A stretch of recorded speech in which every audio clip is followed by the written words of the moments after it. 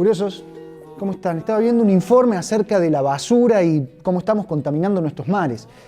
¿Saben ustedes que al parecer hay una isla de plástico, totalmente hecha de plástico en el Océano Pacífico y que tiene el tamaño de Perú? ¿Esto será realmente así?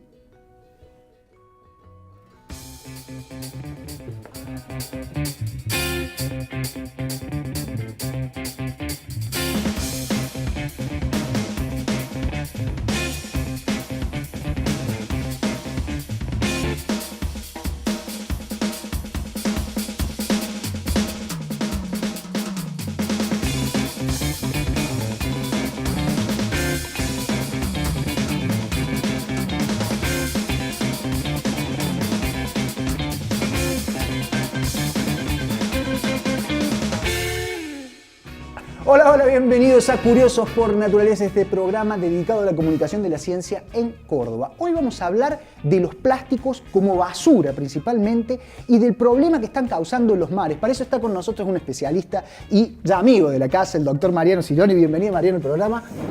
Gracias por venir. Gracias, un gusto estar acá siempre. Mariano, ¿el plástico es un problema desde cuándo para los mares del mundo? La primera vez que se produjo un material plástico totalmente sintético fue a principios del siglo pasado, 1907. La baquelita, que de hecho se conoce con el nombre vulgar de baquelita, de distintos tipos de plástico, ese es uno.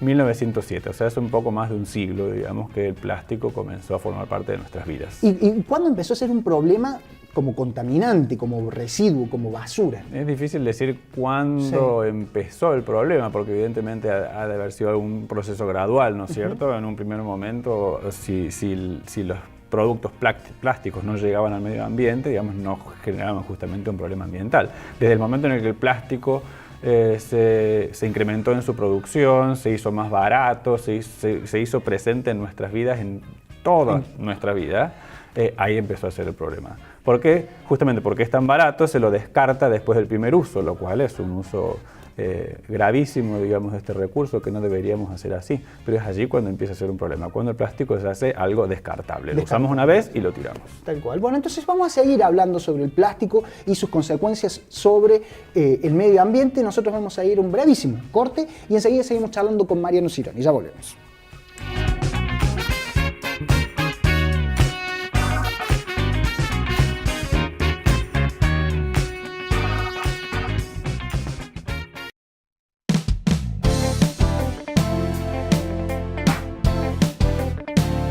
Seguimos en Curiosos por Naturaleza charlando sobre el problema del plástico en nuestros océanos.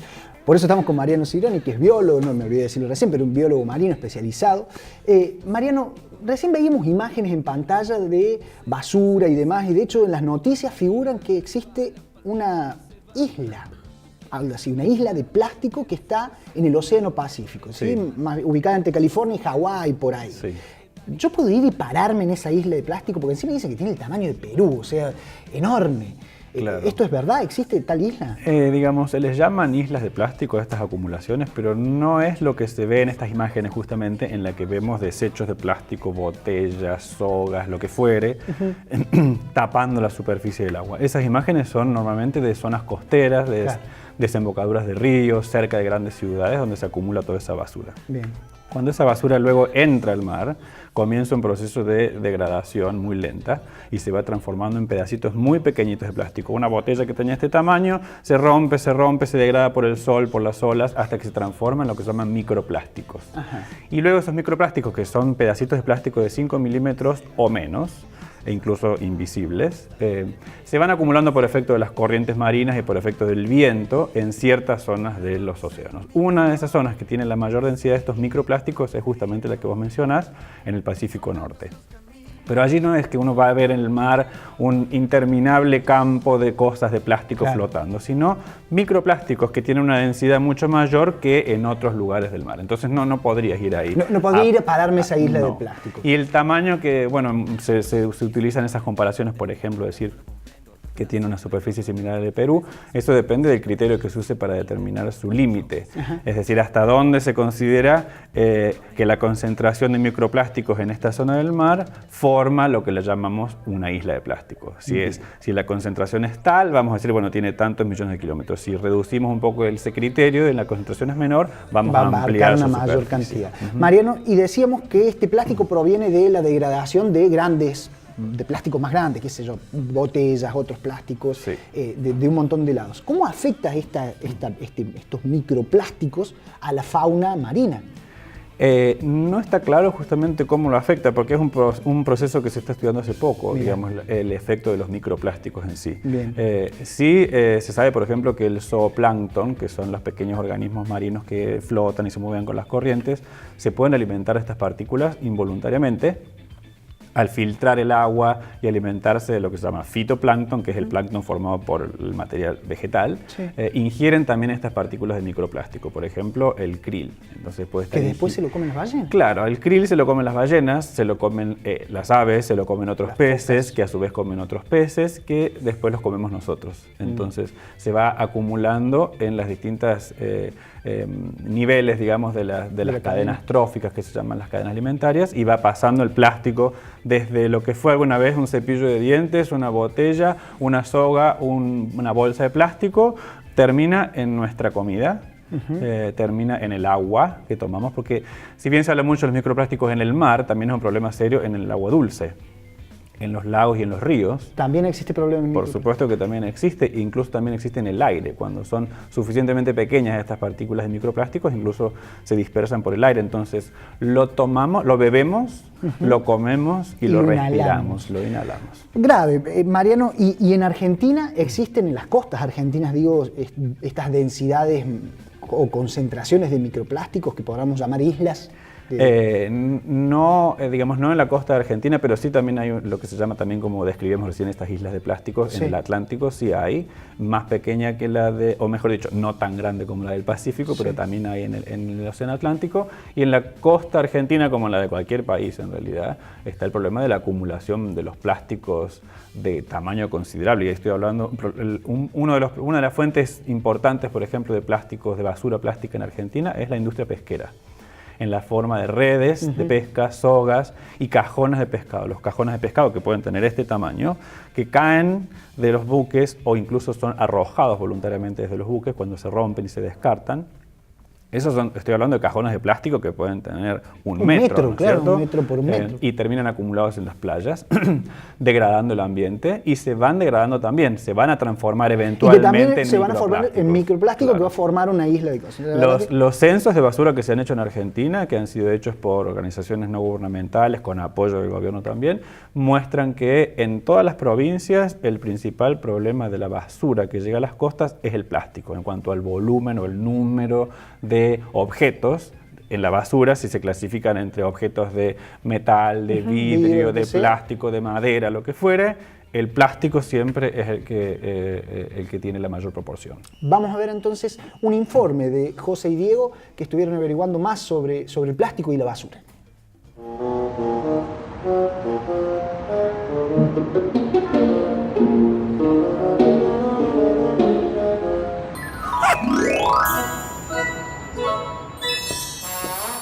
Diego.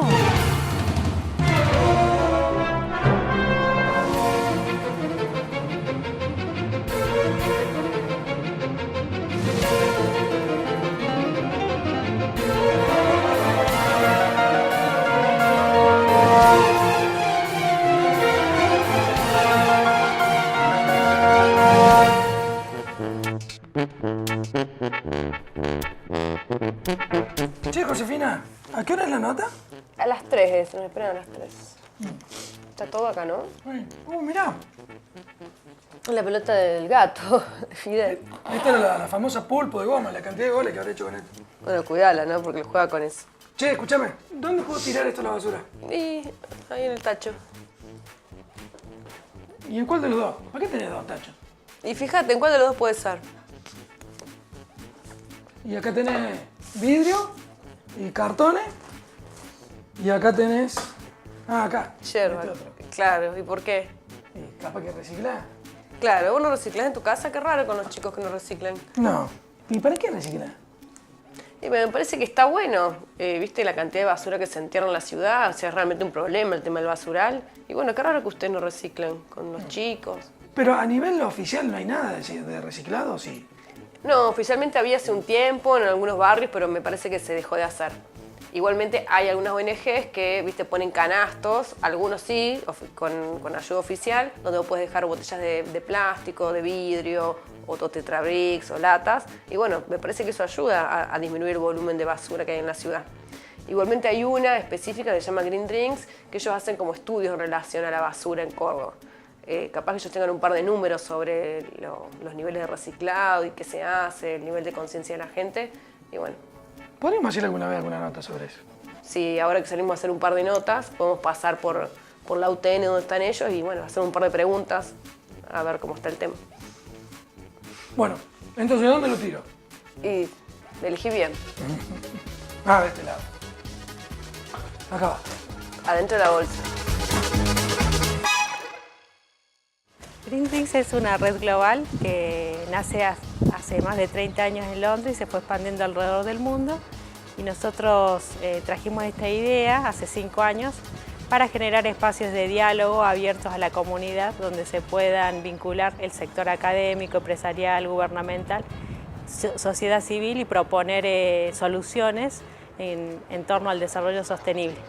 En Córdoba venimos trabajando básicamente en cuestiones del objetivo de desarrollo sostenible, de ciudades sostenibles, que consiste en indicadores básicamente enfocados al tema de reciclaje.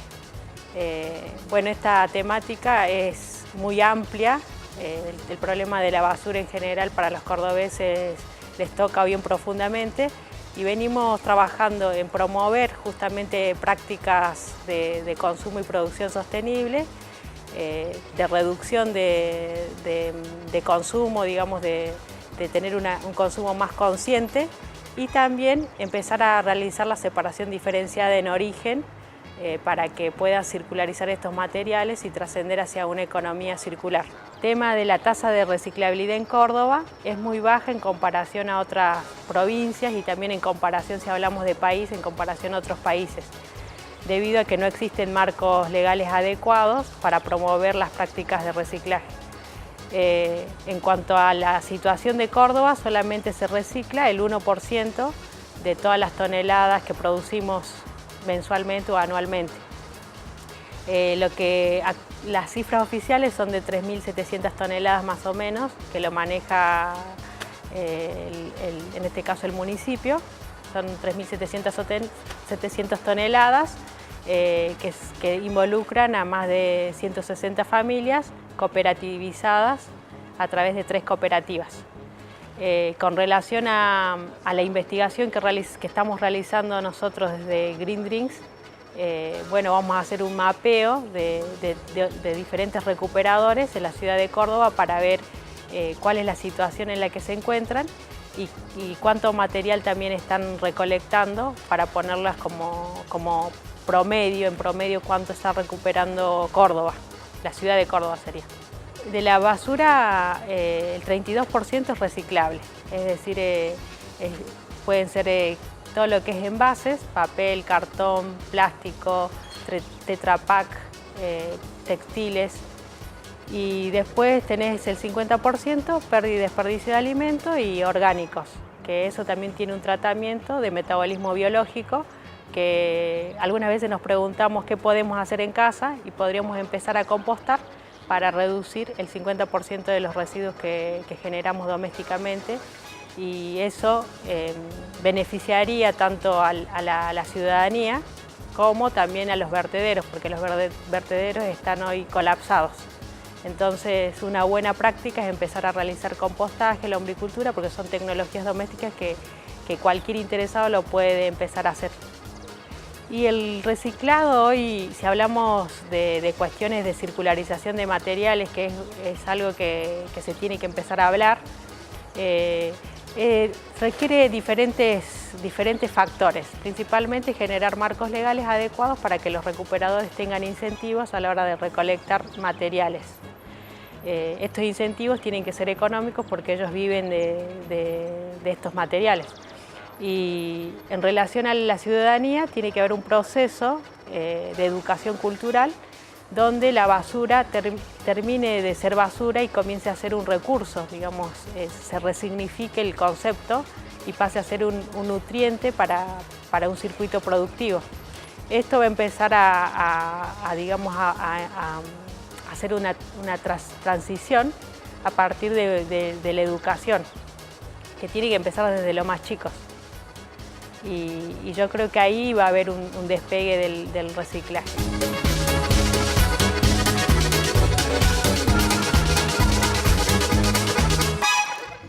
Bien, veíamos entonces el informe de José y Diego sobre la basura y el plástico. Vos dijiste, ¿no?, que el plástico es el principal desecho dentro de la basura. Si uno clasifica la basura que se están generando las provincias y demás, es el plástico. Yo calculo que tiene que haber algún tipo de acciones que por parte de las empresas, que son las que generan el plástico, y por parte de los gobiernos para mitigar el daño o la producción de plástico, al menos. Claro. ¿Existen? Sí, sin duda hay iniciativas que están tratando de reducir este problema. A mí me gustaría pensar en iniciativas que van a eliminar el problema en un mundo ideal, no solamente reducirlo. Bien. Pero sí, yo creo que hay que hacer una combinación, un trabajo combinado entre los gobiernos, produciendo legislación que sea acorde con esto, que sea una legislación que sincera y honestamente se preocupe por solucionar los problemas ambientales, y luego las empresas que producen estos productos que se adapten a esa legislación. Y estoy hablando de alternativas que pueden ser, por ejemplo, los bioplásticos, ¿no? Hay un montón de plásticos distintos que nosotros lo usamos cotidianamente. No es lo mismo una bolsita de nylon que el plástico del cepillo de dientes o una parte del plástico de nuestro auto. Los autos están formados casi como en un 20% de plástico. Está en todas partes. Quiero decir, y hay otras maneras de producir el plástico, que son plásticos biodegradables, que se producen a partir de fibras vegetales o del almidón, por ejemplo, del maíz o de la papa, se puede hacer plástico. Como un ejemplo, ¿no?, de los bioplásticos que no tienen el efecto que tiene el plástico tradicional, digamos, en el medio ambiente. Entonces hay que combinar, como decía, la legislación con el compromiso de las empresas por ofrecernos la posibilidad de comprar un producto que no sea contaminante. Tal cual. Y esta legislación que existe en los supermercados, por ejemplo, de no darte la bolsa de plástico, pero cobrártela, sí. Si la querés y la... Sí, ¿Sirve bueno, o no sirve? sí, sirve un poquito. Es algo por que decir ayuda. algo, es un granito de arena, es un poquito, pero a veces es como una pintura. Yo digo, muchas veces son estas acciones cosméticas, ¿no es cierto? Porque todo lo que estamos comprando adentro de ese supermercado está envuelto en plástico, entonces, y en plástico que no se degrada y en plástico que no se recicla. También el tema de reciclado es importante. Tienen que ofrecer los gobiernos de un municipio, de la provincia, de la nación, centros de reciclado, generarlos, para que los ciudadanos comunes podamos depositar nuestros plásticos ya usados y saber con certeza que van a ser reciclados y que no vamos a usar ese plástico por única vez. Y también está la posibilidad nuestra... Eso te iba a decir, ¿qué podemos hacer nosotros como ciudadanos? Bueno, de tomar decisiones que tengan que ver con ser más amigables con el medio ambiente, que terminan siendo decisiones que nos impactan de manera beneficiosa a nosotros mismos, ¿no es cierto? Porque si nosotros usamos plástico de más, sepamos que después lo vamos a comer. Entonces, esa botella de plástico, de la marca que sea, del contenido que sea dentro, va a terminar en nuestro plato, nos lo vamos a comer. Bueno, hay que hacer a veces sacrificios, yo digo. Hay cosas que no necesitamos, muchísimas cosas que no necesitamos y que las consumimos por gusto nada más. Bueno, a lo mejor algunos gustitos podemos ir reduciéndolos y ir creando una conciencia colectiva de cambio hacia una manera de vivir más simple también, ¿no es cierto? Me encantó. Hay muchas cosas en la vida cotidiana que podemos hacer, desde llevar, por supuesto, nuestras bolsas reusables al supermercado, elegir los productos que no están envueltos en plástico, decir que no cuando nos dicen, ¿quiere una bolsita? No quiero una bolsita. Y bueno, ir por las marcas que ofrecen envoltorios, envases y demás. Ecoamigables. Claro, amigables con el medio ambiente. Está bien, entonces un trabajo mancomunado entre gobierno que ponga leyes, entre responsabilidad empresaria que dejen de producir plástico las propias empresas y también de los propios consumidores o ciudadanos de tratar de elegir productos que tengan la menor cantidad de plásticos posible y de reutilizar, por supuesto, cuando uno pueda hacerlo. Hay empresas que lo están haciendo, hay que decir, ¿no es cierto? También que hay empresas de todo un sector, digamos, que les interesa producir sus productos de manera más amigable, ¿no? Y hay ropa que se puede hacer, por ejemplo, que se hace concretamente, con restos de plásticos de las redes, por ejemplo, las redes de pesca, que se pueden transformar en fibras, que se pueden transformar en ropa linda, utilizable. Entonces también se pueden apoyar a esas empresas comprando sus productos y no comprando los otros. Me encantó. Bueno, Mariano, buenísimo. Gracias por todo lo que nos contaste hoy. Seguramente después de este programa muchos de nosotros vamos a empezar a reducir el uso del plástico, ¿no? Que como vos dijiste, al final lo estamos inhalando, comiendo, bebiendo, y es un problema bastante grave. Muchísimas gracias por venir. Nos vemos en otro programa. Me encantaría. Gracias. Por favor, nosotros nos vamos a un corte, pero no se vayan porque todavía queda más. Curiosos por Naturaleza. Dados los dos, descubrimos cómo eran las cosas. Y sin abrir los ojos nos teletransportamos.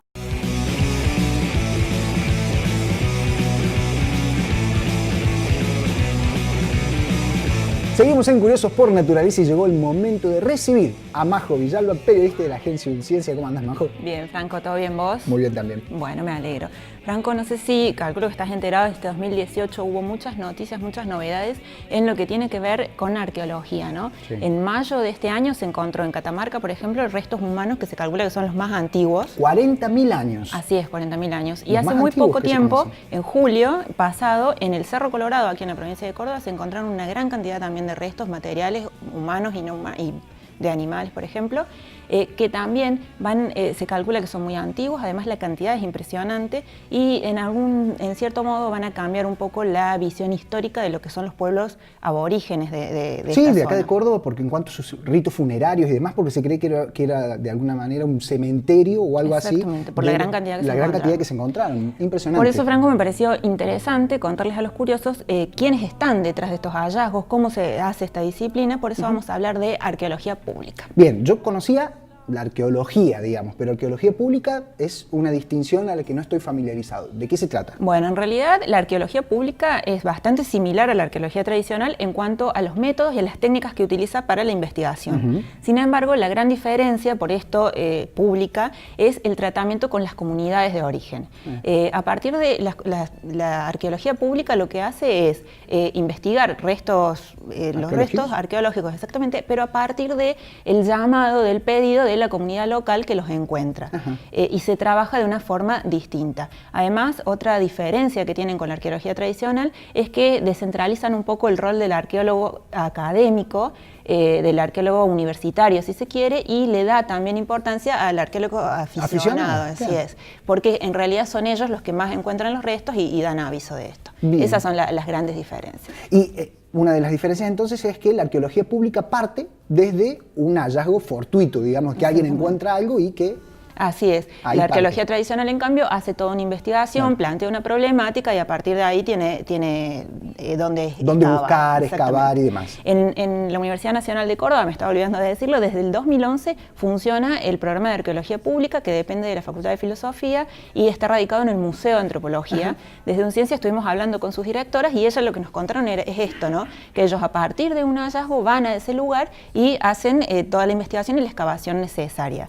Por ejemplo, en la zona de Mar Chiquita, aquí en Córdoba, esto sucede muy a menudo, es bastante común, sobre todo por la erosión que produce la bajante de la laguna. Ah, claro, porque al bajar la Exactamente. laguna quedan expuestos algunos... Entonces los pobladores muchas veces encuentran y dan aviso a los museos locales y de allí se da aviso al Museo de Antropología. Qué bueno. Y después de este aviso, digamos, se llama al Museo de Antropología y ¿cómo sigue el camino, digamos? Bueno, lo que hay que hacer es, específicamente si son restos humanos, restos óseos humanos, hay un equipo de arqueología de rescate que se lo denomina, que van incluida también la policía judicial. Si los restos tienen interés judicial, van a la morgue y son analizados por los antropólogos forenses y en el caso de que tengan interés arqueológico, entonces aquí sí van al Museo de Antropología donde son catalogados y estudiados. Bien. Hablaste de que son restos sensibles esto de alguna manera, ¿por qué? Sí. Bueno, Franco, menos mal que me lo preguntaste porque la verdad que este es un debate en los últimos años muy interesante pero también muy complejo que atraviesa no solamente a la arqueología sino también a la antropología y a las mismas comunidades locales, ¿no? Porque hay muchas dudas, muchas discusiones al respecto de a dónde van esos restos, qué se hace con ellos, si se deben exponer, exhibir o no. Entonces, este equipo, particularmente de Arqueología Pública de nuestra universidad, lo que tiene es una perspectiva de derechos humanos, si se quiere, y no exhibe los restos, pero sí se preocupan en difundir y en divulgar por qué la no exhibición y tratar de explicar para que esto se entienda bien. Tal cual, recordemos que hace un tiempo estuvimos también con Mirta Bonin acá charlando sobre el destino de los restos en los museos, de los restos de aborígenes y demás. Por eso que están en los son museos. restos sensibles, ¿no? Porque tienen que ver con mucha gente y con muchos intereses de comunidades que todavía están presentes, que están perdiendo además su identidad, entonces necesitan recuperar estos restos. Tal cual, y darle de última un final como de acuerdo a su cosmovisión del mundo y de la muerte que ellos tengan, sus costumbres. Con sus formas culturales tal cual. Sus ritos. Muy interesante la nota, la verdad que estuvo Franco, me alegró. Muy buena. Majo, nosotros llegamos al final del Curiosos por Naturaleza el día de hoy. Llegamos al final, pero por supuesto hablaremos de otra nota de Unciencia el próximo domingo. Claro que sí. Nosotros les decimos que como siempre esperamos haber estado a la altura de su curiosidad y que nos volvemos a encontrar la semana que viene con más Curiosos por Naturaleza. Nos vemos. Chao, chao. Otro Don Juan que me abra la puerta cuando llego a un restaurante. En San Valentín no necesito más flores. Tú calladito, bebita, todos los rumores. Lo nuestro es ilegal y no te voy